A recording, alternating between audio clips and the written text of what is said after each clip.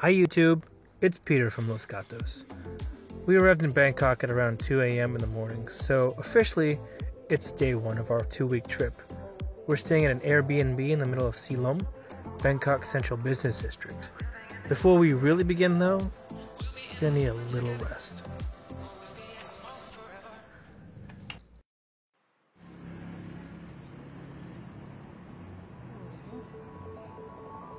We woke up hungry after about 4 hours of sleep and went outside looking for breakfast.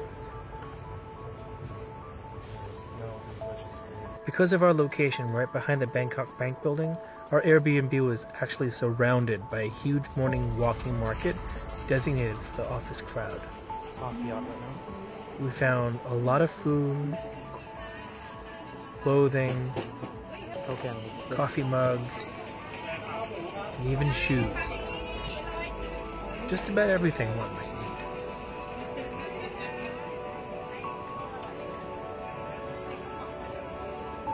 After circling the market for a little bit, we opted for some jok from the Jok Bangkok stall.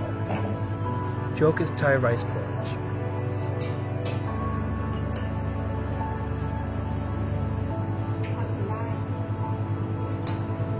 We both decided to have a typical bowl, which contains pork meat, pork innards like liver, and a soft boiled egg. It was soothing and delicious. After a quick shower, it was time for us to start our day. We had some business to take care of at the American Embassy, so we started walking toward it. We ended up walking into Lumpini Park, or Suan Luk. It is a beautiful park that is comparable to New York City's Central Park.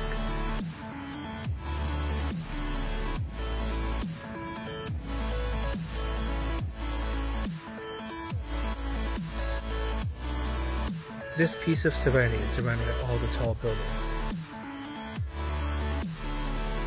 You can rent boats to paddle in for less than $2 an hour, or just enjoy the lush green scenery.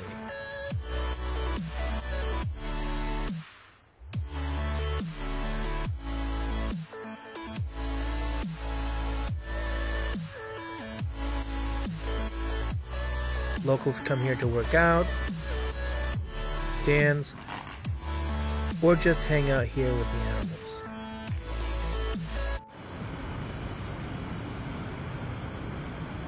After a long walk in the park and taking care of business at the embassy, it was time to go back to Silom for some lunch. For the fun of it, we decided to take a tuk-tuk back. Tuk-tuks are iconic in Thailand. They are essentially a motorcycle with an extra wheel and a sidecar. They are typically more expensive than taxis, but are pretty efficient for short distances.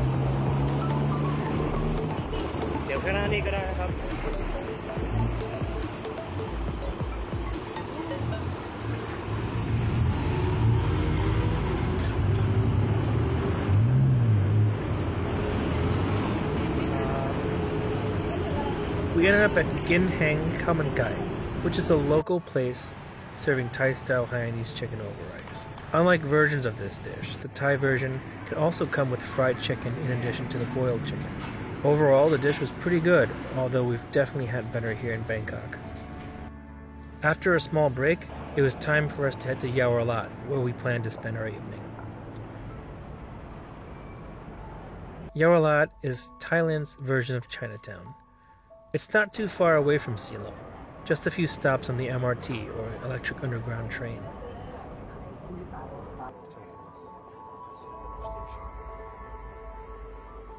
To get to Yaowarat, we took the MRT to the last stop, Hua Lamphong Station.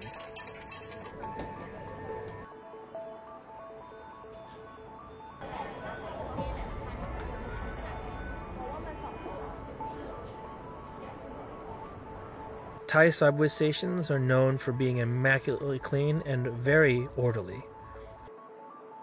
Folks here actually follow directions, which helps the train to run very efficiently.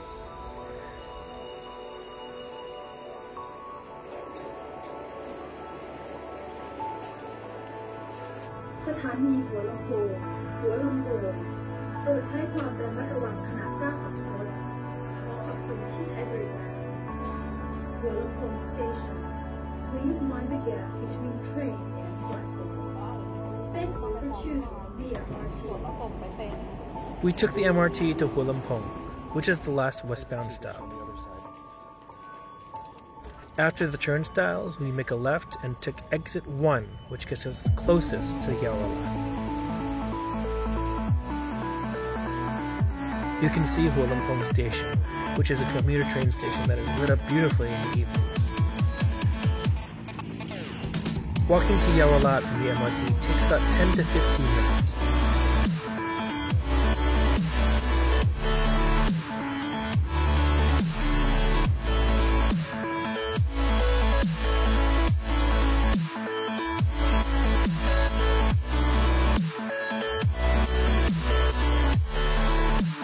It's a nice walk through an old neighborhood. On the way, you'll pass by Wat Phra Nik, which is a very beautiful and very popular temple. During the day, you can actually go to the very top of the temple and enjoy a beautiful view of southern Bangkok.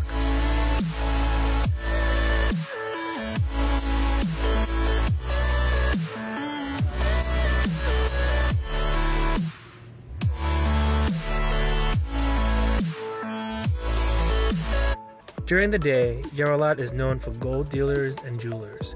As the evening comes in, though, the storefronts close and the multitude of street vendors begin to assemble. Automobile traffic gives way to pedestrians, which quickly becomes the majority.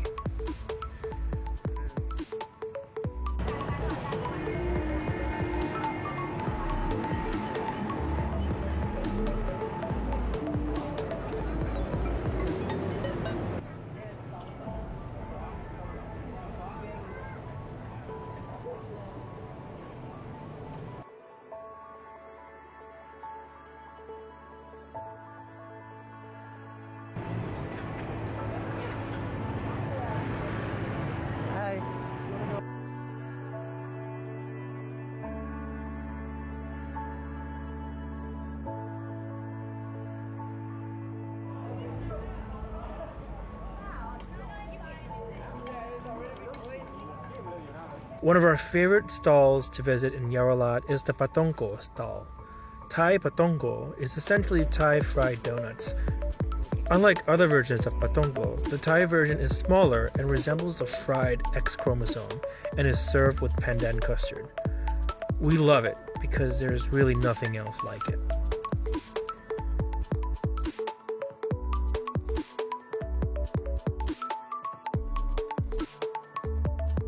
We've been to Yaowarat before, so we don't intend to visit any of the trendy stalls like TNK or Lekan Rut, which are two seafood stalls that are essentially competing with one another from across the street. Not too far away, you'll see the gigantic crowd gather. You'll have to cross the street to see the hype. Now, when you're in Thailand or Yaowarat specifically, pedestrians don't have the right-of-way like you would expect. Even if you have the right-of-way, a group of you are just going to have to insert yourself slowly into traffic, waving your hands toward it. The oncoming vehicles will eventually recognize you and give way for you to go across. So we finally crossed over to see what the crowd's all about. It was for the famous Bangkok toast. They're not just any toast, but toast with delicious stuffings like roasted chili paste. It's delicious, but it's not why we're here.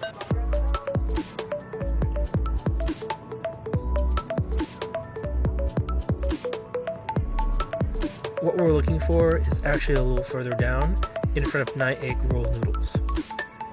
It's a roasted duck stall called Mr. Lou's Roast Duck. They have a reputation for having really good duck, so we wanted to check them out.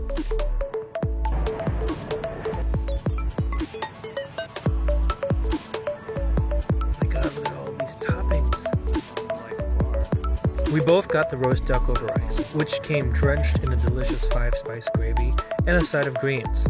The duck itself was tender and delicious, but it can be too sweet for some. Fear not, the chilies and fish sauce available on the side made the dish amazing.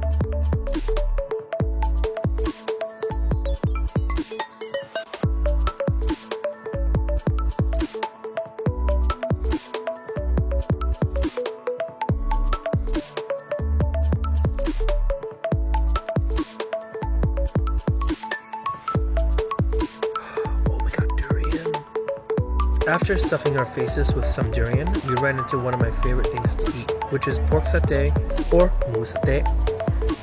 Like other versions, the Thai version is marinated with chilies, and the bite-sized pieces are skewered and grilled over charcoal. While on the fire, it's basted with coconut milk, which gives it an amazing char.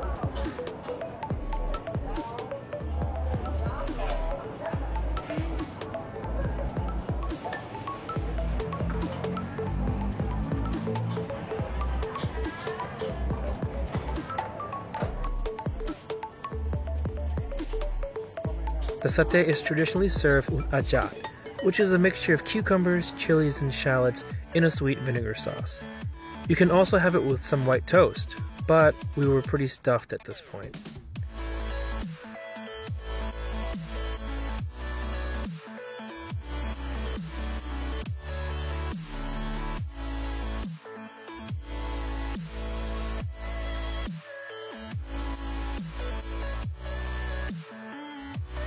Delicious.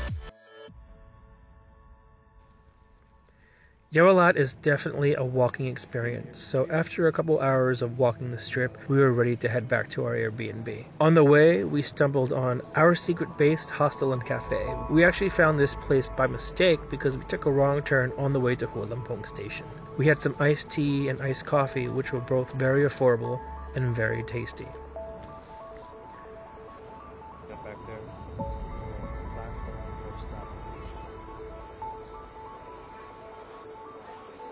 So, our first day back in Bangkok was pretty exhausting.